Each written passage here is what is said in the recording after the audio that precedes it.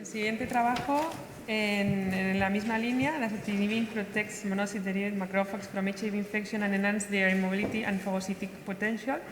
Nos lo presenta Lucía Moreno Serna y del Instituto de Salud de Carlos III. Cuando quieras, Lucía. Bueno, buenas tardes, soy Lucía Moreno y en primer lugar agradecer a la organización por permitirme estar aquí presentando este estudio. Es un estudio realizado en la Unidad de Inmunopatología del SIDA del Instituto de Salud Carlos III.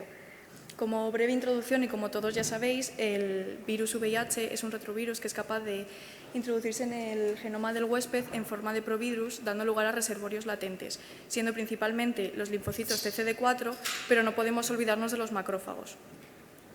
Debido a que, a medida que la infección avanza, el tropismo viral cambia hacia los macrófagos, siendo esto la principal fuente de viremia. Por otro lado, como mi compañera Guiomar ha comentado anteriormente, el dasatinib es un medicamento citostático inhibidor de la tirosina quinasa utilizado en pacientes con leucemia mieloide crónica y se ha demostrado que es capaz de interferir en la infección por VIH en los linfocitos TCD4. Por ello, el principal objetivo de este estudio es evaluar si este dasatinib también es capaz de interferir en la infección por VIH en los macrófagos sin afectar a su principal función como mediador del sistema inmune innato.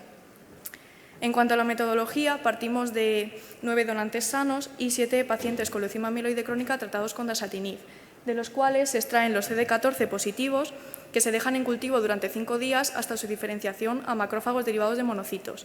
A partir de aquí podemos dividir entre los distintos experimentos que se van a llevar a cabo. En primer lugar, estos macrófagos derivados de monocitos se pusieron en contacto durante 48 horas con el virus JRFL Renila, que es un análogo del VIH. Esto se utilizó para medir la capacidad infectiva mediante quimioluminiscencia y por análisis de citometría de flujo por el clon KC57. Por otro lado, estos mismos macrófagos sin infectar se utilizaron para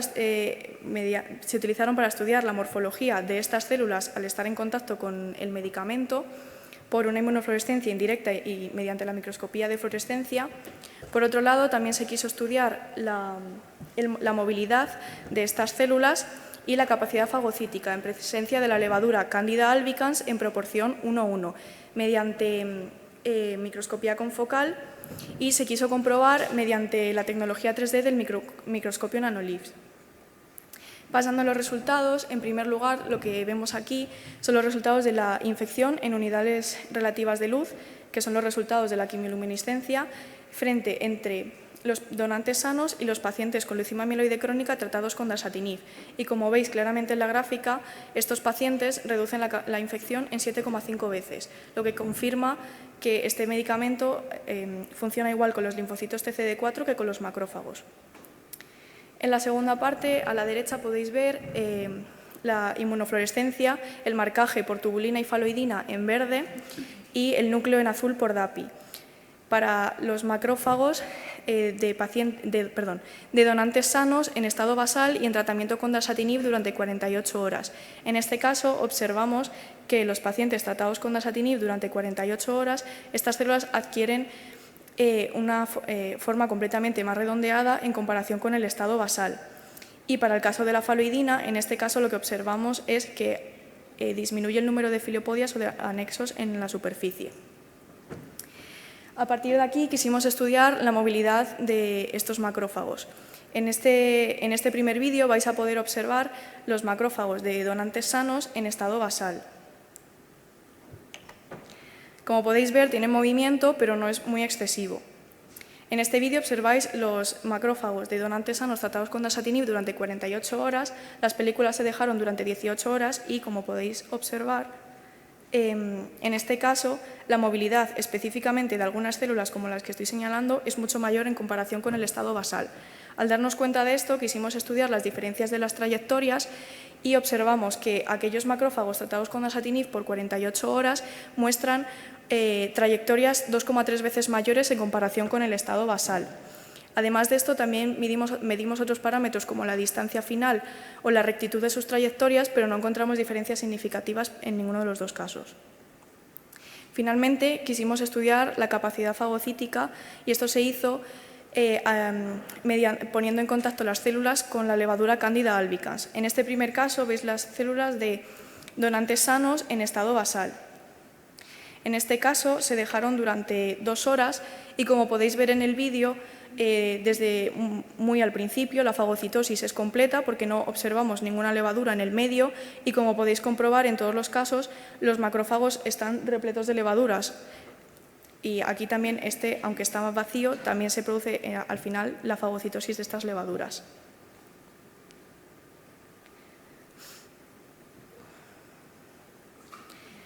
En el siguiente vídeo es los macrófagos de donantes sanos tratados con dasatinib durante 48 horas y en este caso los resultados son diferentes.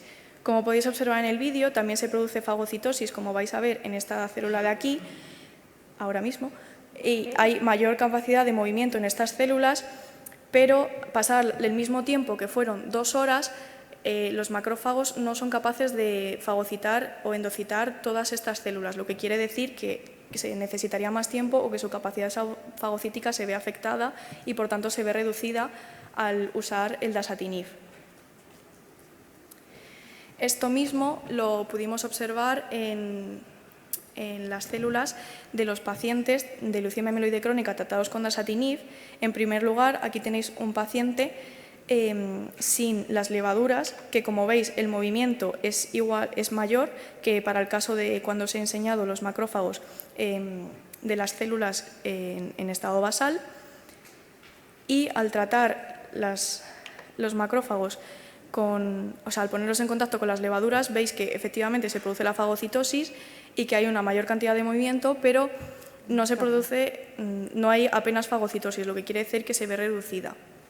Además, también nos dimos cuenta que el uso de este medicamento produce un aumento en el número de gránulos citosólicos. Os lo pongo de nuevo para que lo observéis. Como veis, hay un gran aumento de gránulos citosólicos. En un principio pensamos que esto podía ser debido a vesículas proteicas, debido a la presencia de las levaduras y al fagocitar las vesículas lisosomales para tratar de eliminarlos. Pero como también se observaban en el estado sin estar en contacto con estas levaduras, descartamos la idea. En un principio pensamos que pueden ser de origen lipídico, pero queremos comprobar el estado oxidativo mediante la formación de ROS. Es el próximo estudio que estamos realizando, que todavía no hemos conseguido finalizar. Entonces, como conclusiones, podemos decir que el dasatinib es capaz de reducir la infección por VIH en macrófagos derivados de monocitos en individuos con leucemia mieloide crónica en tratamiento con dasatinib. También induce una morfología más redondeada sin uniones visibles en la superficie de las células. Además, que este dasatinib muestra las células tratadas con dasatinib muestran una mayor movilidad en comparación con las células sin tratamiento y, finalmente, que se ve afectada la fagocitosis al usar este tratamiento en los macrófagos, al igual que también se ve aumentada la expresión de vesículas intracelulares. Como apunte, decir que, a pesar de que la fagocitosis se ve afectada y, por tanto, reducida, individuos con VIH en tratamiento con dasatinib no muestran una mayor susceptibilidad a infecciones recurrentes, lo que quiere decir que tienen otras vías para atacarlas. Y, finalmente, agradecer a mi grupo de investigación, al grupo de microscopía del Instituto de Salud Carlos III y a todos los participantes del estudio por permitir realizar estos ensayos. Así que muchas gracias.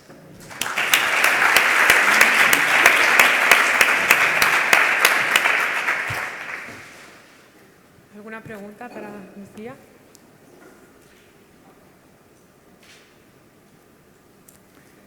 Alejandra, por favor.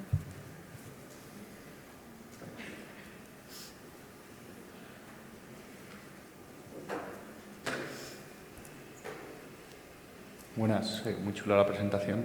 Mi pregunta era si se ve afectado algún receptor en concreto en el macrófago o habéis mirado eso o las citoquinas que se liberan que puede afectar al reclutamiento de otras células o a la ozonización. En este tipo de estudio no estudiamos qué es lo que especialmente se veía afectado, pero para futuras investigaciones es interesante conocer cuál es el mecanismo exactamente por el que se ve afectado.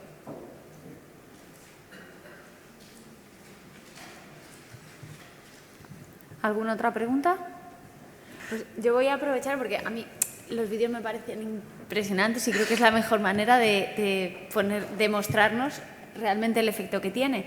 Y a pesar de que nos has dicho que, bueno, que los pacientes que tienen VIH y que están tratados con dasatinib no tienen más infecciones, el que impresiona ver cómo pierde la capacidad de fagocitosis que sí que tienen, porque lo que yo te iba a preguntar al principio era qué implicaciones tenía ese cambio de conformación en los monocitos, que es lo que realmente habíais visto, pero lo habéis visto con las levaduras y aunque con los pacientes no se vea, tú puedes intuir que hay alguna otra afectación o os habéis planteado ver si además de con las levaduras hay alguna otra manera que cambie su funcionalidad de los monocitos.